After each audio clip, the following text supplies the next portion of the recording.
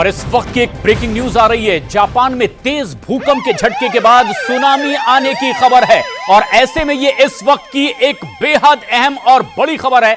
Japan में 7.6 तीव्रता का भूकंप आया है और अब खबर आ रही है कि भूकंप के बाद जापान के कई इलाकों में सुनामी आ गई है और इसके बाद जापान में कई जगह रेल सेवाएं भी रोक दी गई है।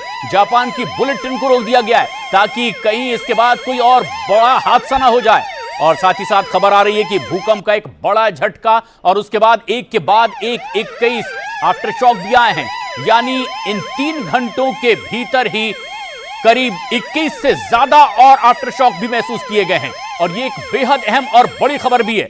ऐसे में एक आपात बैठक भी बुलाई गई है और कैबिनेट के मुख्य सचिव ने कहा है कि अभी खतरा पूरी तरीके से टला नहीं है और इसीलिए लोगों को सुरक्षित जगहों पर जाने के लिए कह दिया गया है। अलर्ट कुछ इसी तरह से जारी किया गया है पूरे जापान में और खासतौर पर तटीय इलाकों से अब लोगों को सुरक्षित जगहों पर जाने के लिए कह दिया गया है। ग्राउंड फ्लोर से ऊपर की मंजिलों पर जाने के लिए कह दिया गया हाई राइज इमारतों में रहने वाले लोगों को। और खास बात यह है कि समुद्री तट के किनारे के लोगों को अब इस इलाके को खाली करके सुरक्षित जगहों पर जाने के लिए कहा गया है।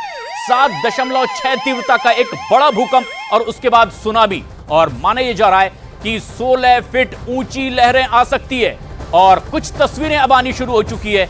7.6 तीव्रता का जब भूकंप आया तो उसके बाद किस तरह से जापान में सब कुछ हिलता हुआ दिखाई दिया, लेकिन साल 2011 में एक ऐसी ही बड़ी आपदा जापान देख चुका है और रिकॉर्ड पर तकरीबन 16,000 लोगों ने जान गंवाई थी और कुछ खबरों के मुताबिक 20,000 के आसपास भी लोगों की जनहानि हुई थी। लेकिन अब जबकि 7.6 तीव्रता का एक बार फिर भूकंप और उसके बाद सुनामी की आशंका, कुछ तस्वीरें भी सामने आने लगी है जिससे बड़ा खतरा अब जापान में दिखाई दे रहा है और इसीलिए अलर्ट भी जारी कर दिया गया है और इसकी कुछ पहल की तस्वीरें भी सामने आने लगी है।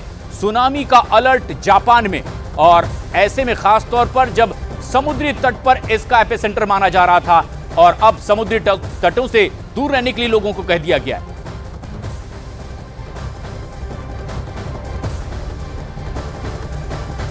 एक और बेहद अहम और बड़ी खबर इस वक्त की आ रही है। उत्तर कोरिया में भी सुनामी का अलर्ट जारी कर दिया गया है। जापान में भूकंप के बाद अब रूस में भी चेतावनी जारी की गई है और रूस के कुछ तटीय इलाकों में भी सुनामी का अलर्ट जारी कर दिया गया है।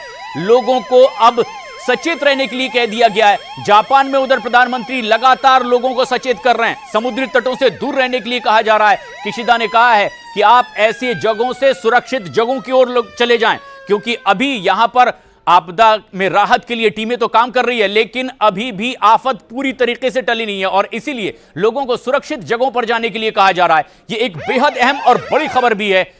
साल 2011 में भी आई थी एक ऐसी सुनामी और 16,000 से ज्यादा लोगों ने जान गंवाई थी।